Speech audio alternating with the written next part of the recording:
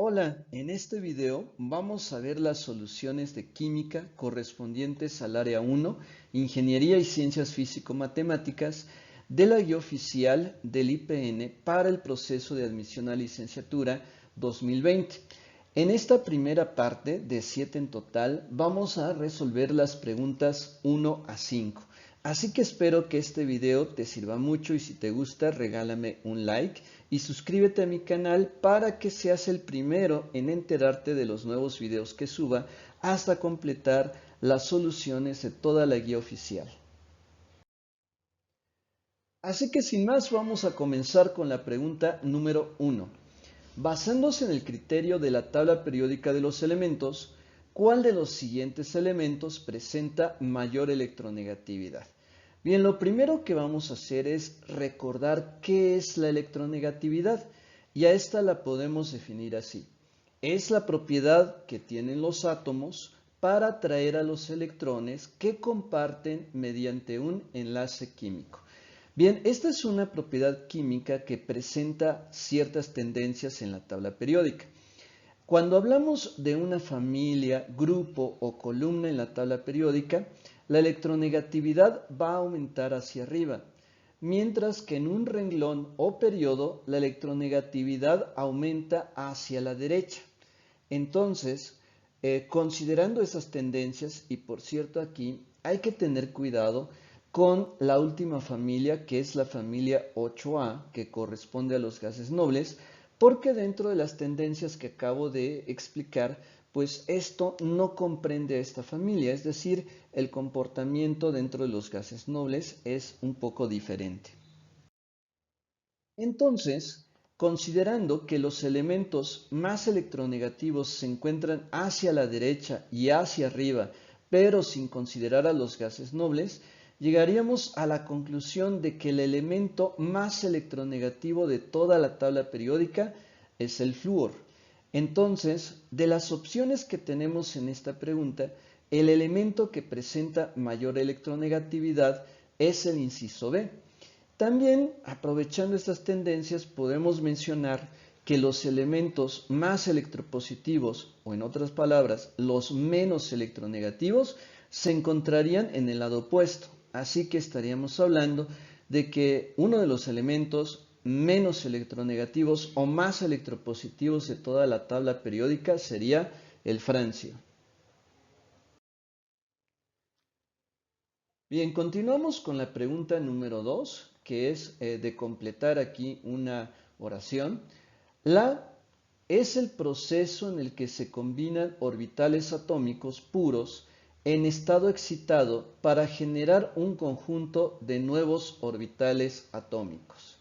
Bien, aquí estamos hablando de la estructura atómica, pero vamos a recordar brevemente el modelo atómico de Bohr, en el cual se considera que el núcleo de un átomo, que es muy pequeño, está formado por protones, partículas con carga eléctrica positiva, y por neutrones, que son partículas neutras, y que alrededor de este núcleo encontramos a los niveles de energía, en donde se encuentran los electrones, partículas con carga eléctrica negativa. Bien, sin embargo, cuando hablamos de orbitales atómicos, nos estamos refiriendo al modelo cuántico del átomo. Este modelo cuántico considera que un nivel de energía se puede dividir en porciones más pequeñas denominadas subniveles de energía. Y estos subniveles de energía se representan mediante las letras minúsculas que observamos aquí, en donde solo se puede acomodar un número máximo de electrones. Entonces, para el subnivel S se pueden acomodar 2 electrones como máximo. Para el subnivel P, 6 electrones. Para el D, 10 electrones. Y para el F, 14 electrones. Ahora, estos subniveles de energía se van llenando siguiendo una regla denominada regla de las diagonales o también conocida como principio de edificación progresiva. Para realizar la configuración electrónica de un elemento necesitamos conocer su número atómico. Si este átomo es neutro, el número atómico también nos indica cuántos electrones tiene este átomo. En este ejemplo tenemos al sodio, cuyo número atómico es 11, y cuando hacemos la configuración electrónica, que esto es parte del modelo cuántico, pues vamos a distribuir estos 11 electrones en estos subniveles de energía. De esta manera, primero irá el subnivel 1s y al subnivel s le caben 2 electrones que lo escribimos aquí como un superíndice. En la siguiente diagonal encontramos a 2s que también le caben 2 electrones. Después viene el subnivel 2p en el cual podemos acomodar 6 electrones y sobre la misma diagonal está 3s en el cual podemos acomodar un máximo de 2 electrones. Sin embargo, completando los 11 electrones que tiene el sodio, solamente vamos a poner uno aquí, porque de esta manera se cumplen los 11 electrones en total. Ahora, esta configuración electrónica también se puede representar de otra manera, que es mediante el diagrama de orbitales. Bien, a un orbital se le define como la región del espacio dentro de un átomo en el cual existe la mayor probabilidad de hallar el electrón. Y estos orbitales se representan mediante estas rayitas horizontales. En cada orbital siempre únicamente podemos acomodar un par de electrones. Así, el subnivel 1s, al cual le caben 2 electrones como máximo, pues solamente estará formado por un orbital. Y entonces a los electrones los vamos a representar mediante flechas, como una flecha en sentido hacia arriba y otra flecha en sentido hacia abajo. Cuando escribimos a los electrones así, se dice que los electrones están apareados. Bien, después va el subnivel 2s, que también tiene solamente un orbital con sus 2 electrones también apareados. Y luego tenemos al subnivel 2p. Como a este le caben 6 electrones, este está constituido por 3 orbitales. Entonces, los 6 electrones los colocamos así. Primero ponemos una flecha dirigida hacia arriba en cada orbital y luego nos regresamos a poner las flechas dirigidas hacia abajo hasta que completamos los 6 electrones. Bien, después viene 3s con un solo orbital y también solo tiene un electrón, que lo escribimos así. Por cierto, a este último electrón que escribimos se le llama electrón diferencial. Bien, estos orbitales que estamos representando aquí con estas rayitas horizontales se pueden mezclar, se pueden combinar entre sí, siempre y cuando los orbitales pertenezcan al mismo nivel de energía. Por ejemplo, se puede mezclar un orbital 2s con 3 orbitales 2p y así tendríamos una hibridación sp3. Esto es lo que ocurre precisamente en el átomo de carbono. Si el carbono tiene 6 electrones y su estado basal o su estado de menor energía se representa así, sin embargo, cuando los orbitales se mezclan, mezclamos un orbital 2s con 3 orbitales 2p, obtenemos un proceso que se llama hibridación sp3. Entonces, estos 4 orbitales híbridos tendrán la misma energía y habrá 4 electrones que quedarán acomodados aquí y en esta ocasión los vamos a colocar todos con espines paralelos, es decir, todas las flechas dirigidas hacia arriba. Entonces, la palabra que completa a esta oración es hibridación. La hibridación es el proceso en el que se combinan orbitales atómicos puros en estado excitado para generar un conjunto de nuevos orbitales atómicos. Pero para que se dé esta mezcla, pues estos orbitales deben de corresponder al mismo nivel de energía. Así que aquí la opción correcta es el inciso B. Continuamos con la pregunta número 3. Identificar la reacción de esterificación que se realiza a partir de un ácido carboxílico y un alcohol, los cuales se disocian en un éster y agua. Bien, esta reacción química es una reacción orgánica. Para repasarla vamos a comenzar primero recordando las fórmulas generales de los compuestos orgánicos que se mencionan aquí. Un ácido carboxílico tiene esta fórmula general. Es un carbono que va con un doble enlace al oxígeno. A esta parte se le llama grupo carbonilo, pero también este carbono va unido a OH. Entonces, esto que tenemos aquí es el grupo funcional que caracteriza a cualquier ácido carboxílico. También se puede representar de esta manera como RCOH o RCO2H.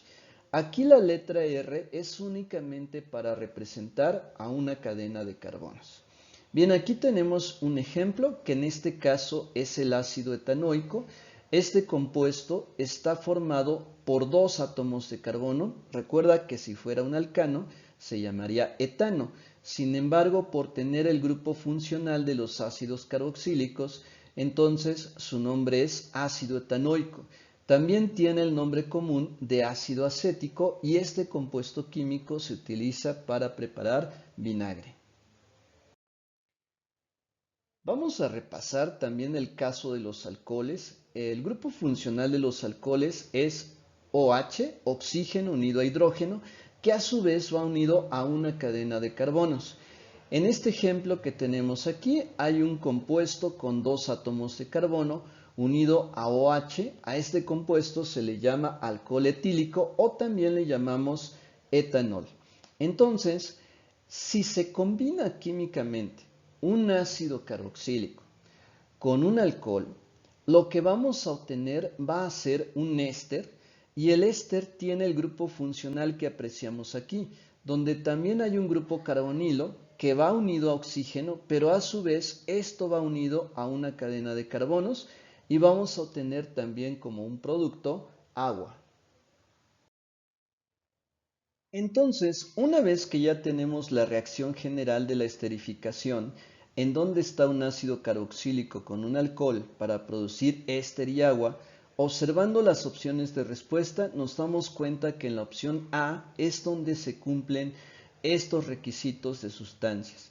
Aquí tenemos al ácido etanoico con dos átomos de carbono que está reaccionando con un alcohol, que en este caso es el metanol o alcohol de madera. Se está utilizando como catalizador al ácido sulfúrico y se está obteniendo un éster. Este es el grupo funcional éster y a este compuesto lo nombramos así.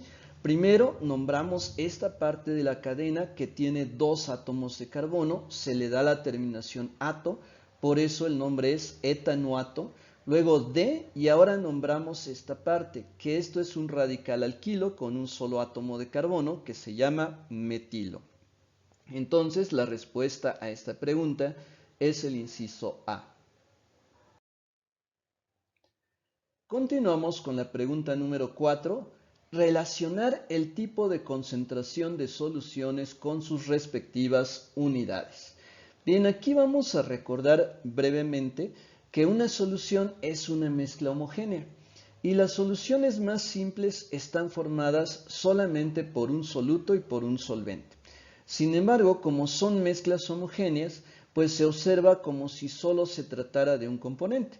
Por ejemplo, si en este vaso tenemos agua salada, no se observa dónde está la sal, dónde está el agua, se ve como si solo fuera agua, solamente hay una fase, entonces es una mezcla homogénea y a su vez es una solución. Ahora, una de las características más importantes de las soluciones es la concentración.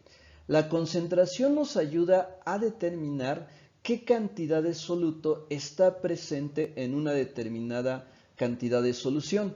Pero para expresar esto de forma cuantitativa, es decir, usando cantidades, vamos a utilizar las llamadas unidades de concentración.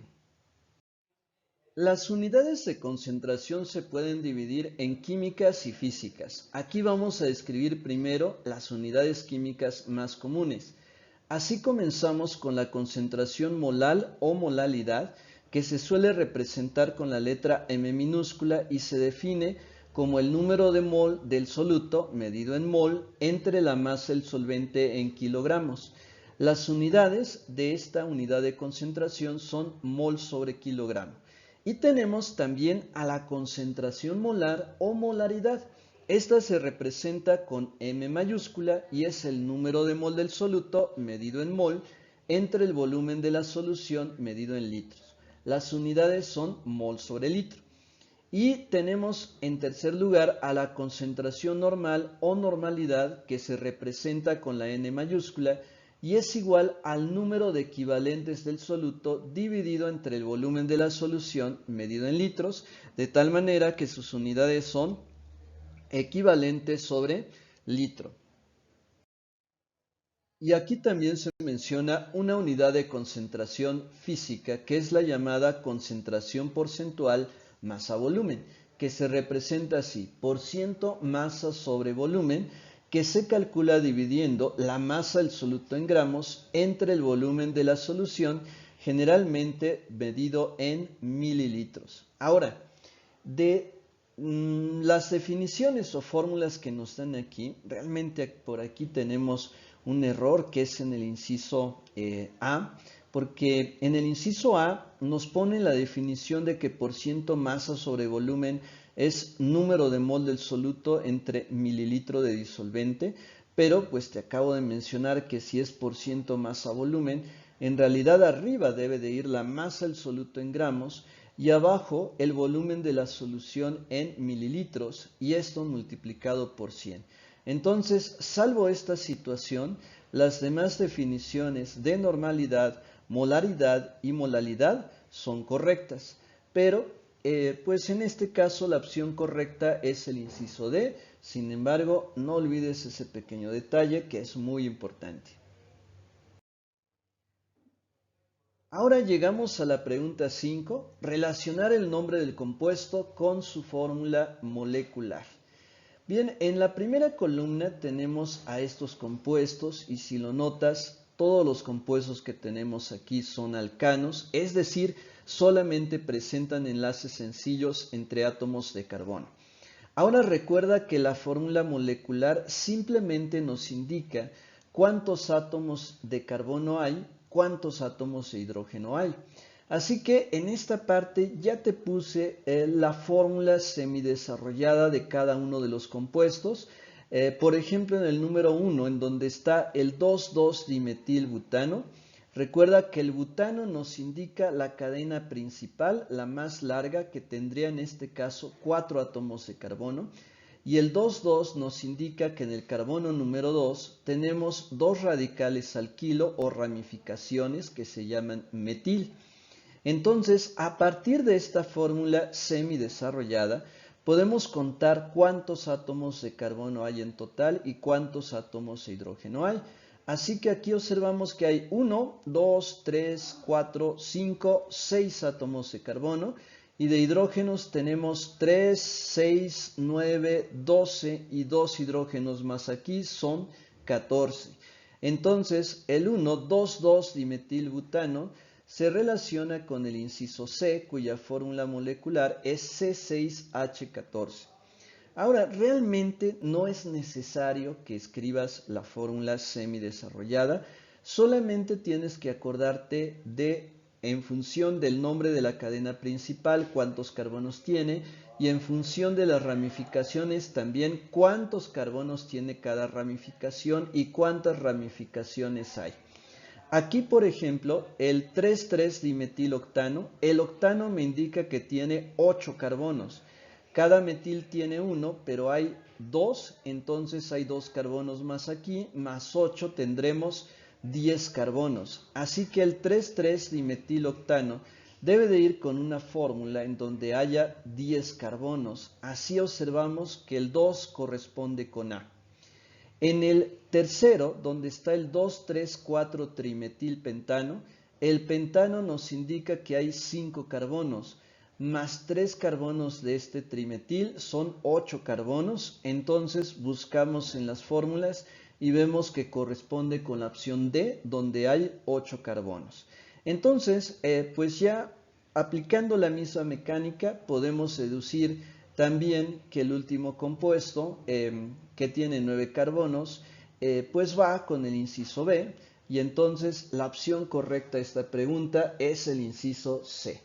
Pues muy bien, espero que todo esto lo hayas entendido y recuerda practicar y practicar para que te vuelvas un máster y puedas resolver cualquier tipo de pregunta que se te plantee en el examen. Así que ánimo, tú puedes, y regálame un like si esto te sirvió y suscríbete a mi canal para estar al pendiente de nuevos videos. ¡Hasta pronto!